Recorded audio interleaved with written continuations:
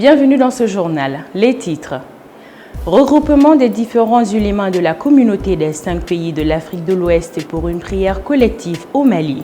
Cérémonie commémorative de la Journée mondiale des habitants des Nations Unies. Comme thème réflexion sur la situation, un peuple, un abri suffisant.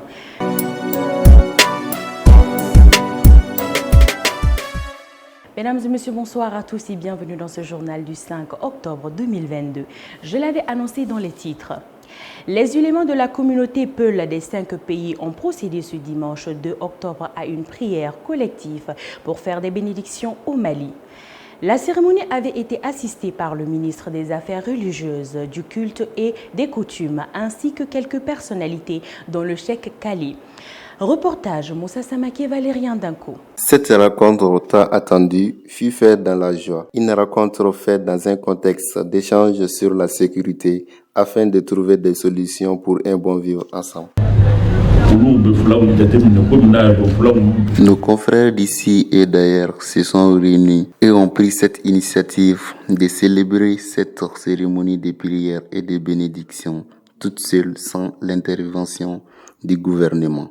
Certains se sont déplacés personnellement pour me faire part de l'événement. Qu'Allah accepte nos doigts et qu'il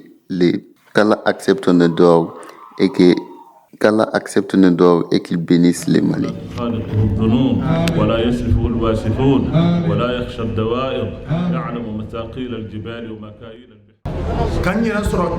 Je suis très heureux ce soir de me retrouver ici pour des bénédictions. Tous les membres des pays voisins qui ont accepté d'être ici avec nous au Mali aujourd'hui, tels que le Sénégal, la Mauritanie, le Burkina Faso et le Niger, pour prier le Tout-Puissant.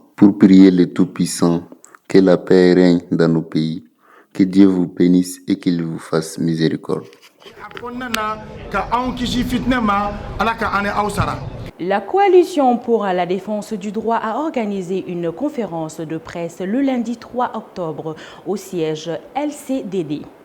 La Journée mondiale de l'habitant des Nations Unies ONU est célébrée chaque année le premier lundi d'octobre, dont l'objectif principal, réfléchir à l'état des établissements humains et aux droits du peuple à un abri suffisant. Il vise également à rappeler aux gens des différentes responsabilités de l'habitant des générations futures. Reportage Moussa Samake, Valérien Danko. Le droit au logement est un droit universel. C'est dans ce cadre-là que les Nations Unies ont choisi le premier lundi de chaque mois d'octobre comme journée mondiale de l'habitat. Donc c'est dans ce cadre que nous nous retrouvons dans les festivités de la journée mondiale de l'habitat.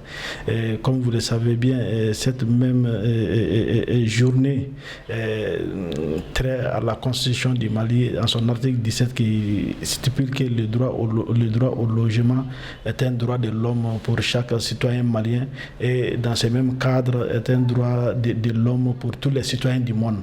Donc c'est dans ce cadre-là que nous nous retrouvons ce premier lundi du mois d'octobre pour célébrer cette journée. Le but, généralement, chaque année, les Nations Unies choisissent un thème suivant lequel les festivités de la journée se portent.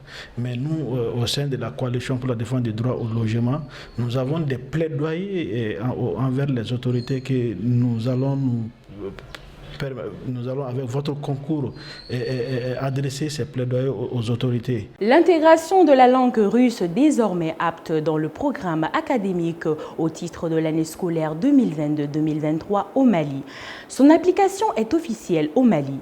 Elle s'ajoute aux nombreuses langues.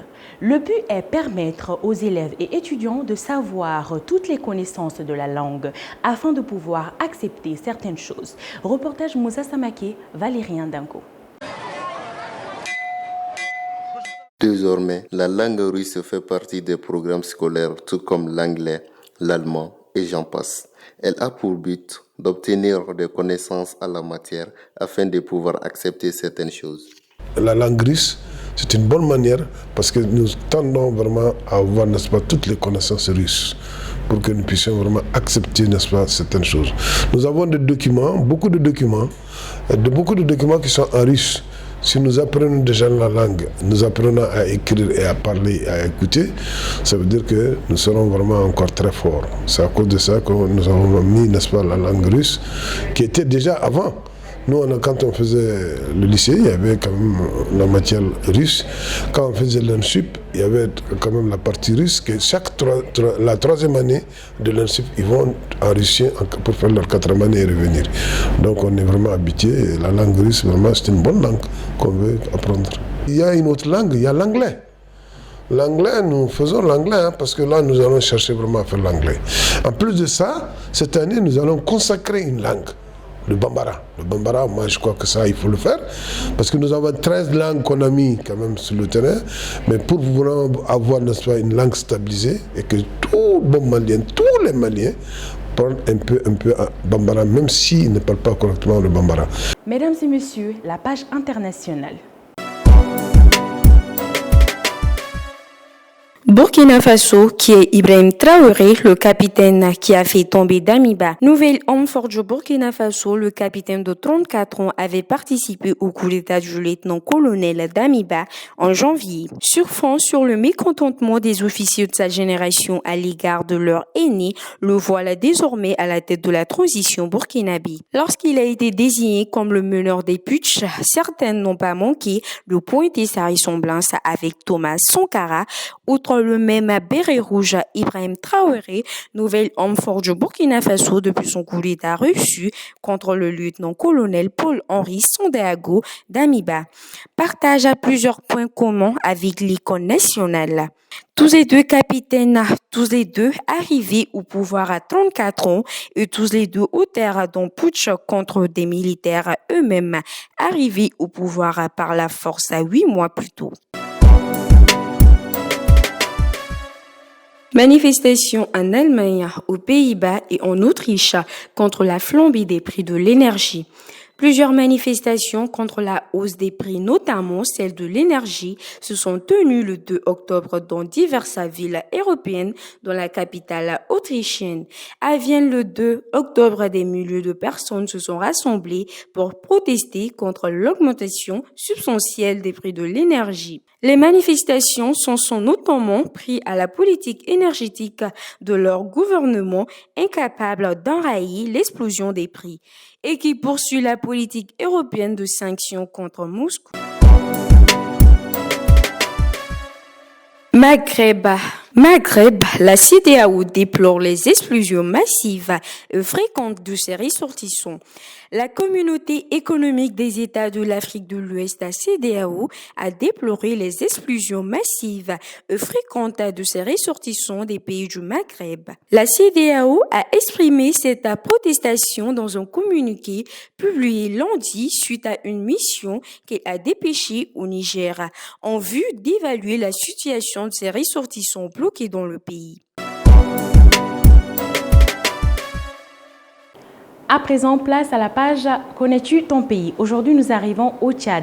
La République du Tchad est un pays d'Afrique centrale sans accès à la mer. Frontalier de la Libye au nord, du Soudan à l'est, de la République centrafricaine au sud, du Niger à l'ouest, du Nigeria à l'ouest et du Cameroun au sud-ouest. Sa capitale, N'Djamena, est également sa ville la plus peuplée. Président, Mohamed Idriss Déby Itno, langue officielle français et l'arabe. Superficie, 1 284 000 km². Indépendance, 11 août 1960. Population, 15 946 882 habitants. Densité, 12 habitants par km². Monnaie, franc CFA. Devise, unité, travail, progrès. Fête nationale, le 11 août. Drapeau, adoption, 6 novembre 1959. Élément 3 bandes verticales bleues, or et rouge de largeur égale. Géographiquement et culturellement, le Tchad constitue un point de passage entre l'Afrique du Nord et l'Afrique subsaharienne. C'est le 5e pays le plus vaste d'Afrique après l'Algérie, la République démocratique du Congo. Géographiquement et culturellement, le Tchad constitue un point de passage entre l'Afrique du Nord et l'Afrique subsaharienne. C'est le 5e pays le plus vaste d'Afrique, après l'Algérie, la République démocratique du Congo, le Soudan et la Libye. Et le 21e pays le plus grand du monde. Avec environ 17,6 millions d'habitants, il est le 24e pays le plus peuplé d'Afrique. Avec environ 17,6 millions d'habitants, il est le 24e pays le plus peuplé d'Afrique et le 69e pays le plus peuplé du monde. Le Tchad se divise en 3 grands ensembles géographiques. Du nord au sud, on trouve successivement une région désertique, un espace semi-aride, puis la savane soudanaise. Le lac Tchad, qui donne son nom au pays, est son principal plan d'eau et le point culminant du pays est l'Emikoussi, dans le massif du Tibesti, dans le nord du pays, à 3415 mètres. Le Tchad est un pays laïque où la liberté religieuse est garantie par la loi. L'islam, 55,3% et le christianisme, 40,6% sont les 2 principales religions pratiquées. Le pays est régulièrement le théâtre de troubles géopolitiques majeurs, dont 3 guerres civiles de 1965 à 1979 et de 1979 à 1982 et de 2005 à 2010.